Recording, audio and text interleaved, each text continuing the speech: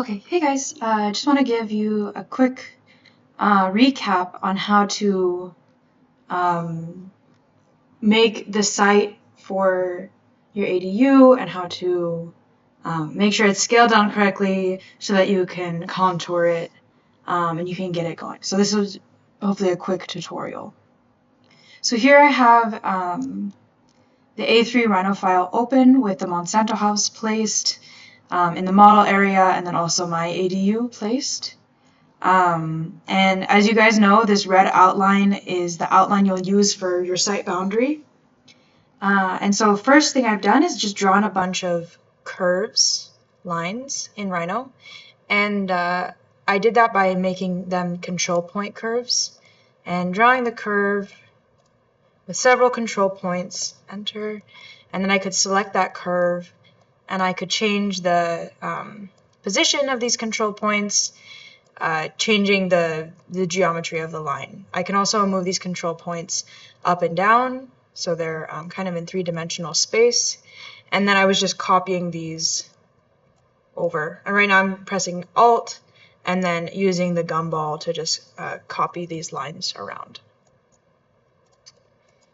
A few things that I was making sure I had was one line or two lines that are even with the ground that the Monsanto house sits on, because I don't want the Monsanto house embedded in the ground. I wanted mine just kind of sitting flat for the most part. With this next line, I started to bring some of the control points up so that I could start to vary the height of the lines. Then I copied that over, and finally I arrive at a line that's kind of even with the ground of my ADU. I have one more line that's even with the ground of the ADU, and finally another one that is kind of the top of the hill. So all of these lines have the same number of control points. They're at varied heights, and I'm going to loft between them by clicking like the very end, the same end of each of them. Enter. Okay. And that has created kind of a sheet that's varied in height. What I wanted was a bit of overhang for my my ADU, so that's good. I have that. Most of the ADU sits flat on the site, and then a bit of the ADU starts to be buried within the site.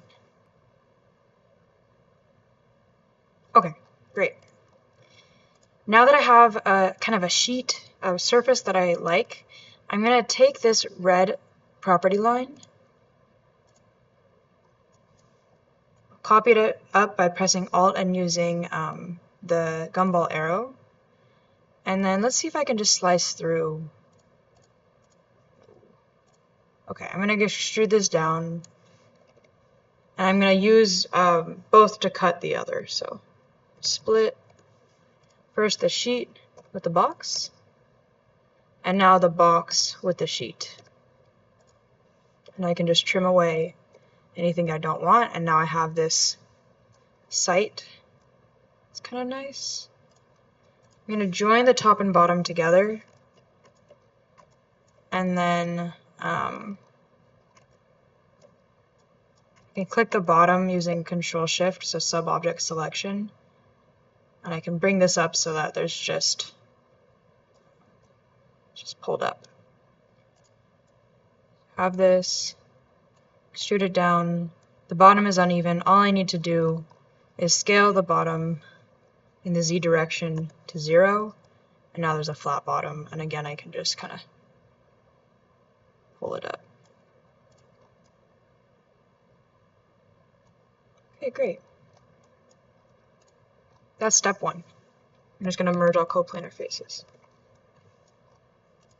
Step two is getting this into a format that I can make contours with.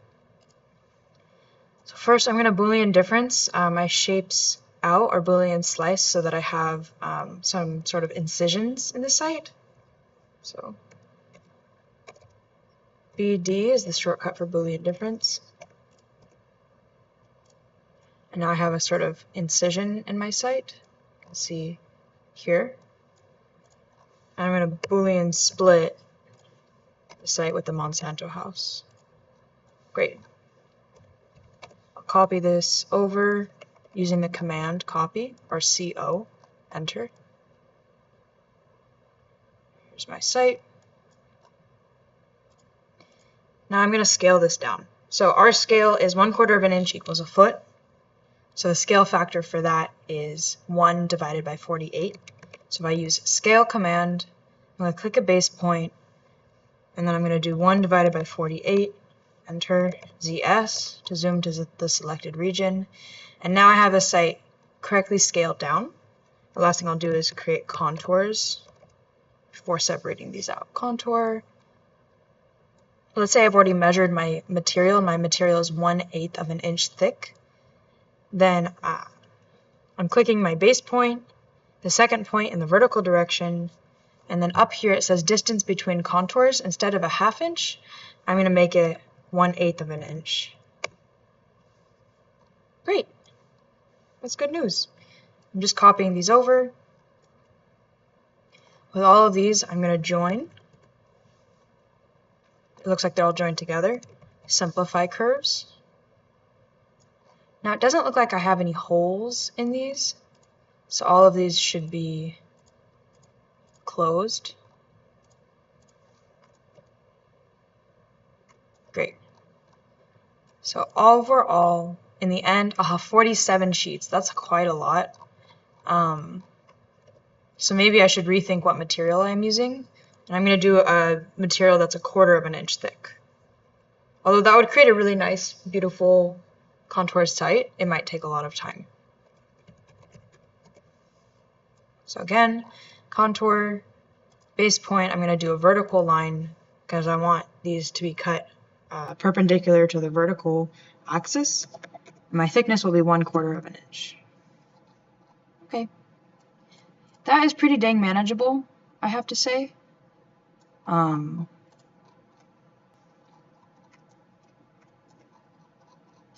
Now layer by layer, I'm going to separate these out. Actually, let's use a command called distribute, make our lives easier. Nice. All right. Now they've all been distributed, which means they've been separated out. The last thing I'm going to do with these is I'm just going to put these. So this is like all the sheets that I need to cut out.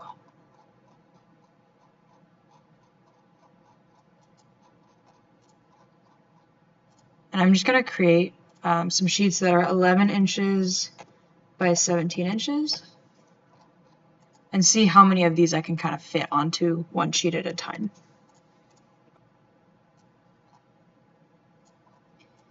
One thing you want to watch for is that when you print, usually there's like 1/4 of an inch distance between, like the ink kind of falls off.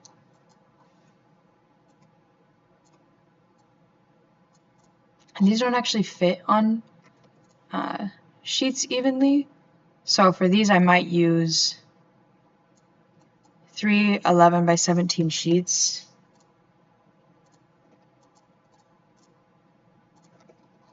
To help get the outline of one of these regions.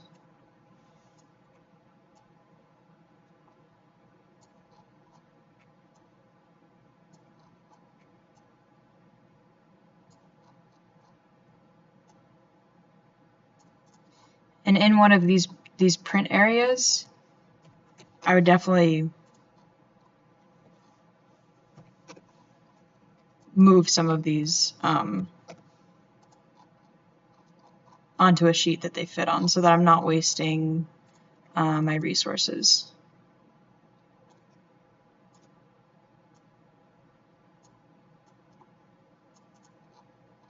So 2 cuts can be on a few sheets.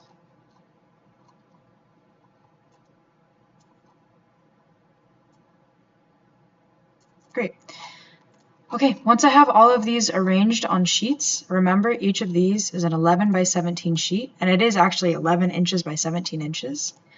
All I need to do is print, Control P, and with the print screen that pops up, rather than using, typically for our purposes, we've been doing printing layouts. You can also just set a window. And so I'm making sure that the size of my printer sheet is 11 by 17. I'm going to be in landscape view because my 11 by 17 sheets are also in landscape. And then I'm going to, under view and output scale, I'm going to set the window.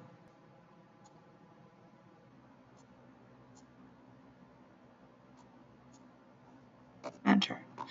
Okay. And I can just print this.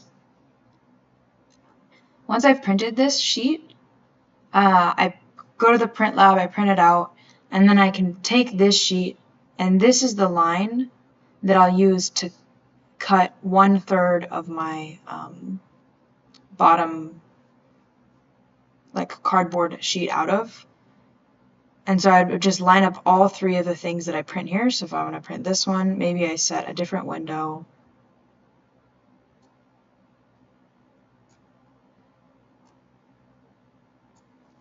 Enter. Here's my second one. I'm going to set the window again. Enter. This is the third one. I print all 3 of these, lay these out together, and then I cut out my first sheet.